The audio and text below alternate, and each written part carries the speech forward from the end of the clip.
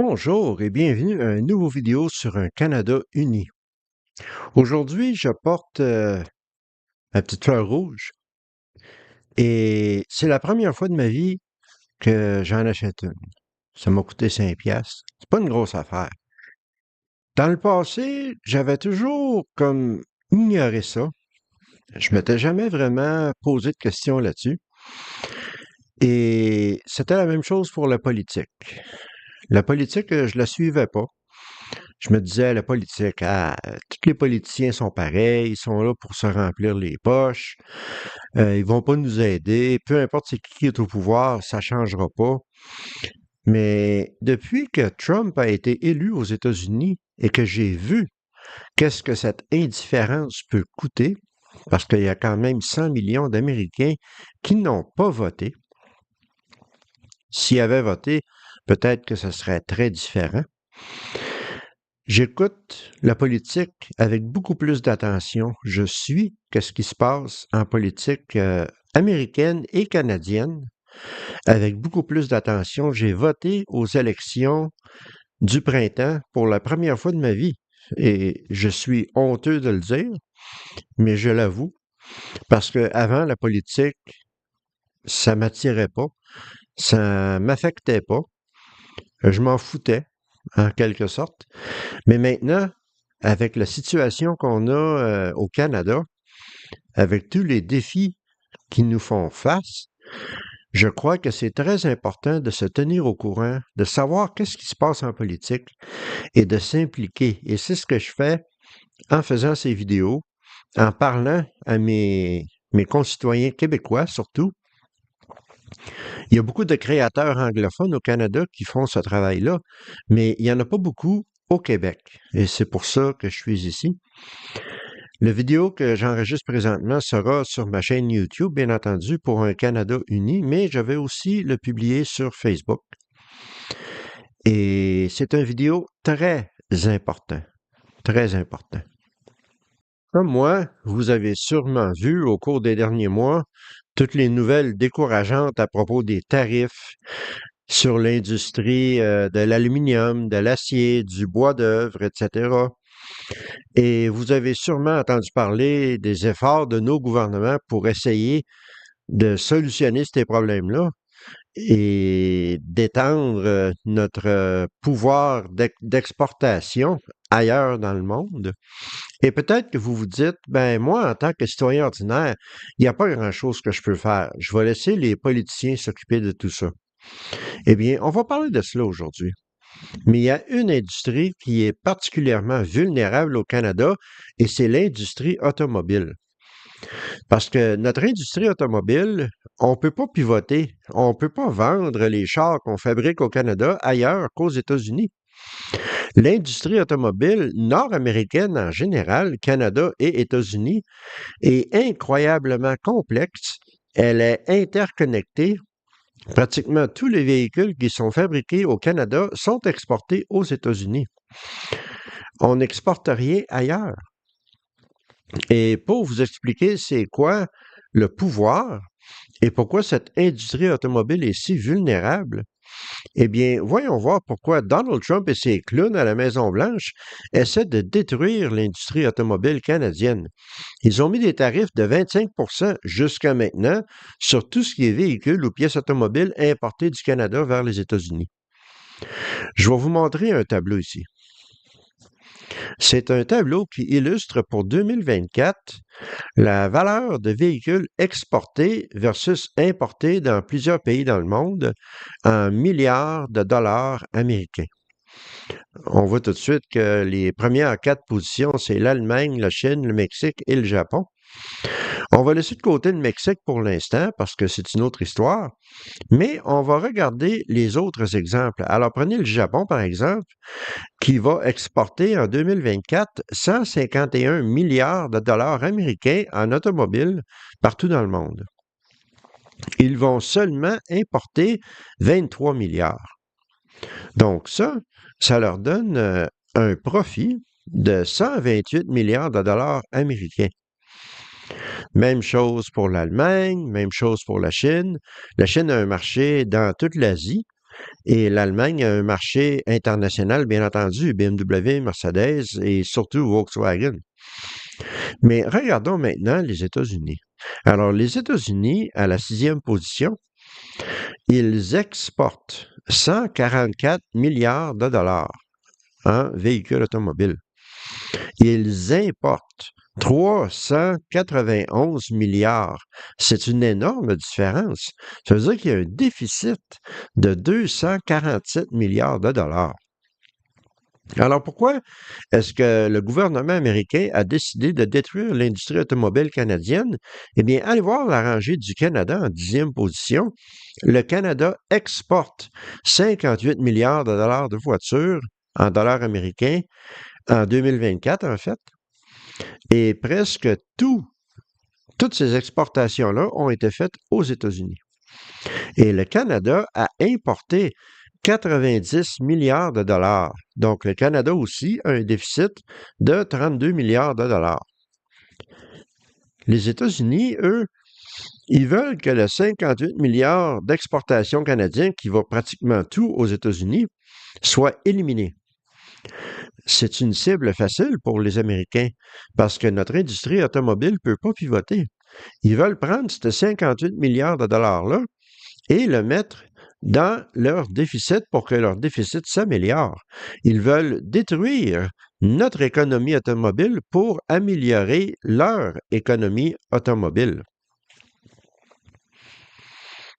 Présentement, les tarifs américains sur les véhicules et les pièces automobiles importées du Canada sont de 25 Et qui paye ces tarifs-là? Eh bien, c'est les compagnies comme Ford, GM, Chrysler, etc., qui vont transmettre ces frais-là à leurs consommateurs américains.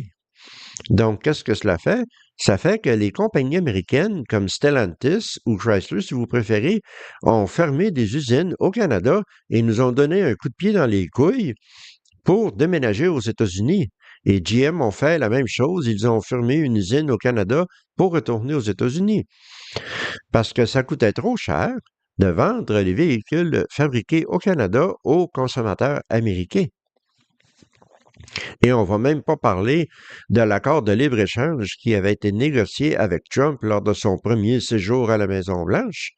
Ça, c'est dû pour être renégocié l'année prochaine, dans très peu de temps, quelques mois. Et vous pouvez être sûr que Trump va vouloir démolir cet accord-là. Il n'en veut plus. Il veut le détruire. Il ne veut plus d'accord de libre-échange avec le Canada. Ça, c'est clair. Il veut détruire l'économie canadienne. C'est son but avoué, en particulier dans le domaine automobile. Il l'a dit publiquement. On n'a pas besoin de vos chars. On ne veut pas acheter vos chars. On veut que tous nos chars soient fabriqués aux États-Unis. Fait qu'en écoutant tout cela, vous allez vous dire, ouais, on n'a pas une très bonne position de négociation au Canada face aux Américains. Et c'est là que vous vous trompez. C'est exactement le contraire. Nous, les Canadiens, on a une arme secrète. Puis c'est quoi notre arme secrète? Eh bien, c'est ceci. Ouais, c'est notre portefeuille. On peut voter avec notre portefeuille. Les Américains n'ont pas vraiment réfléchi avant d'imposer ces tarifs-là, avant de faire des projets pour démolir l'industrie automobile canadienne, parce que si vous regardez dans la colonne du Canada, il y a 90 milliards de dollars américains en automobile qui sont importés par le Canada. Et sur ce chiffre, c'est 60 milliards, qui viennent des États-Unis. Le reste viennent de l'Allemagne, du Japon, etc. Donc, les 2 tiers viennent des États-Unis. Donc, c'est quoi notre arme secrète? C'est notre portefeuille. Si on arrête d'acheter les véhicules fabriqués aux États-Unis, et je ne dis pas d'arrêter d'acheter des véhicules de marque américaine, parce qu'il y a beaucoup de véhicules fabriqués par Ford, GM et Chrysler qui sont encore fabriqués au Canada. Ça, on peut les acheter parce qu'on soutient l'industrie automobile canadienne, mais ne pas acheter les véhicules fabriqués aux États-Unis. Puis ça, il y a une manière très simple de le faire. Parce qu'il faut faire attention. Il ne faut pas juste dire on va boycotter les Américains. Parce qu'il y a beaucoup de compagnies japonaises, par exemple, coréennes, qui vont fabriquer des véhicules au Canada en Corée, au Japon, mais aussi aux États-Unis. Toyota fabrique certains véhicules aux États-Unis, comme le Toyota Tundra. Et Honda, par exemple, vont fabriquer des Civic au Canada et aux États-Unis. Alors, comment faire pour les distinguer? C'est avec le numéro de série. Alors, je vais vous montrer une coupe de photos. C'est mon véhicule personnel.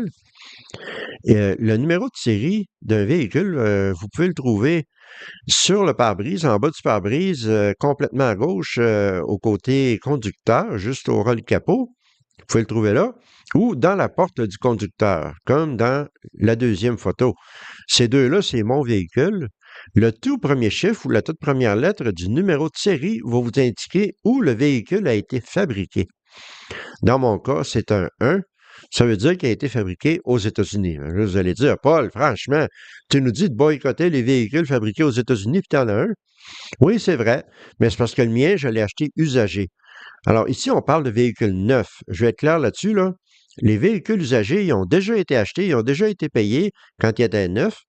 Quand vous achetez un véhicule usagé, vous l'achetez d'un particulier ou d'un vendeur de chars usagés qui est une entreprise canadienne, donc ça compte pas, OK? On s'entend là-dessus, là? On parle de véhicules neufs. Un 1, un 4 ou un 5, dans le premier chiffre du numéro de série, ça veut dire que le véhicule est fabriqué aux États-Unis. 1, 4 ou 5. Si le véhicule a été fabriqué au Canada, ça va être un 2. Peu importe que ce soit un Ford, un GM, un Honda, un Toyota, s'il a été fabriqué au Canada, ça commence avec un 2. S'il a été fabriqué au Japon, c'est un J. S'il a été fabriqué en Corée, ça va être un K, etc. Mais seulement les véhicules dont le numéro de série commence avec un 1, un 4 ou un 5, ceux-là sont fabriqués aux États-Unis et ceux-là, il faut les éviter, il faut les boycotter. Si vous allez acheter un véhicule neuf dans un concessionnaire, demandez à voir les véhicules qui ont été fabriqués au Canada ou ailleurs qu'aux États-Unis. C'est surtout ça. C'est pas tellement d'acheter canadien, quoique ça aide, mais c'est d'acheter n'importe quoi qui n'est pas fabriqué aux États-Unis, vous comprenez? Alors, faites attention, les vendeurs automobiles, comme vous le savez, ils disent pas toujours vrai, mais en regardant le numéro de série, vous pouvez savoir immédiatement où le véhicule a été fabriqué. En faisant cela, en boycottant les véhicules fabriqués aux États-Unis, on a un immense pouvoir, nous, les consommateurs ordinaires comme moi et vous. On peut faire une énorme différence. Et puis, il y en a peut-être parmi vous qui pensaient, ouais, est-ce que je peux vraiment faire une différence? C'est une grosse industrie, l'industrie automobile, là. Il n'y a pas grand effet que moi je vais avoir, mais c'est là que vous vous trompez. Puis je vais vous donner deux exemples. L'industrie du tourisme aux États-Unis, ça aussi, c'est une grosse industrie. Et cet été, en fait, depuis l'élection du clown orange à Washington, à chaque mois, le nombre de Canadiens qui visitaient les États-Unis a baissé et a baissé et a baissé. Et maintenant, en moyenne, il y a entre 30 et 40 moins de touristes canadiens qui vont aux États-Unis. Et les touristes canadiens sont le plus gros bloc des visiteurs étrangers qui vont aux États-Unis pour le tourisme. Ça a eu un effet dévastateur sur l'industrie touristique américaine. Ils ont perdu des milliards et des milliards de dollars. Ils ont perdu énormément à cause d'un boycott qui ne venait même pas du gouvernement canadien. Ça venait de nous, le consommateur. C'est nous qui nous sommes mobilisés. On a voté avec notre portefeuille. Moi-même, je ne suis pas allé aux États-Unis comme je l'aurais normalement fait. Je suis allé visiter mon pays, le Canada, et il y a des millions d'autres Canadiens qui ont fait la même chose. Deuxième exemple, l'industrie de l'alcool, les vins et spiritueux américaines. Ça a été encore plus catastrophique pour les États-Unis. La plupart des gouvernements provinciaux qui contrôlent la vente d'alcool dans leur province ont enlevé les spiritueux américains et les vins américains de leur tablette. Et en plus, nous, les consommateurs canadiens, on a pris une décision consciente de ne pas acheter d'alcool américain. Une fois de plus, on a voté avec notre portefeuille. Prenons l'industrie du vin en Californie et les spiritueux au Kentucky, le Bourbon. Ils ont baissé en tout de 97% leur exportation au Canada. Ils ont perdu 97% de leur vente au Canada comparé à 2024. C'est hallucinant. On a pratiquement détruit l'industrie de l'alcool aux États-Unis, à nous seuls.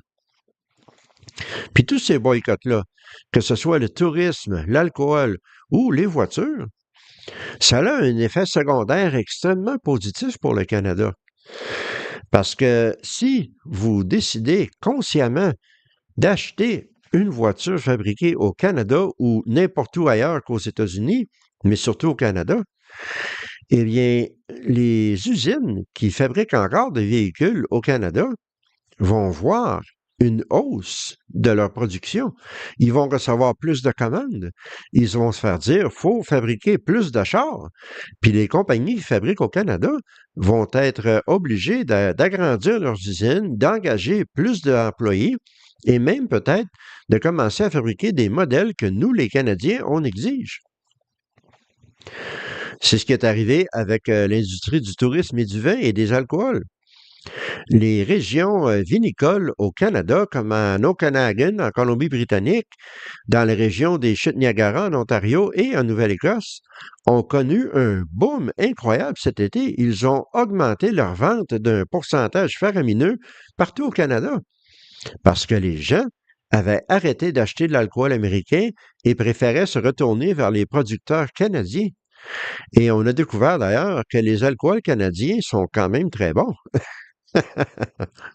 Et en ce qui concerne le tourisme, c'est la même chose. J'en ai parlé sur Facebook l'autre jour, mais l'industrie touristique canadienne a eu une augmentation de je ne sais pas combien de points de pourcentage cet été comparé à l'été passé. Il y a eu un taux d'occupation des hôtels de 87% au pays, chose qui ne s'était jamais vue depuis, je pense que c'est 2014 ou quelque chose de même, peut-être même avant. Un boom économique pour l'industrie touristique canadienne. Donc, non seulement on va se défendre contre les États-Unis, mais en plus, on va promouvoir notre pays, nos industries, nos usines. Donc, c'est ça qu'il faut qu'on fasse.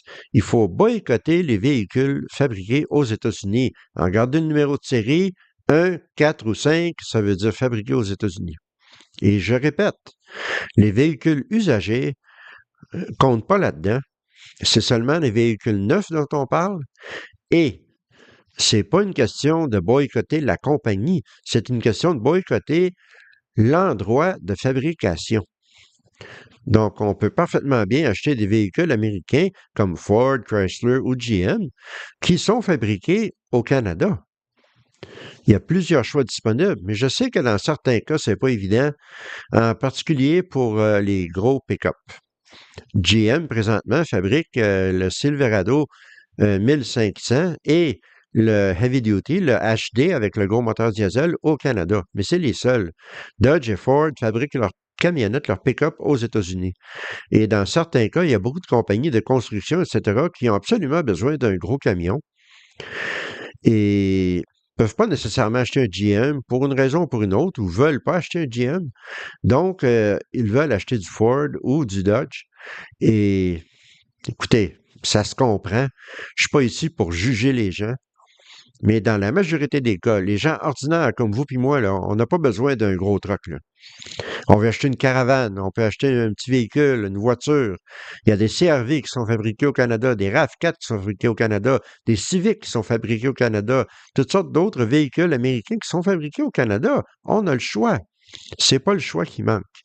C'est relativement facile de boycotter les véhicules fabriqués aux États-Unis. Et je vous encourage à partager la vidéo que j'ai faite aujourd'hui avec vos amis. Envoyez le lien à vos représentants politiques, que ce soit provincial ou fédéral. Parce que c'est une bonne idée. C'est une idée qui va nous permettre de nous défendre contre les attaques du clown orange à Washington. Quand on est vraiment ensemble, quand on est vraiment le grand Nord fort et uni, il n'y a rien qu'on ne peut pas faire. Alors, je vous encourage à aller de l'avant dans ce domaine-là. Restons unis et restons forts et à la prochaine.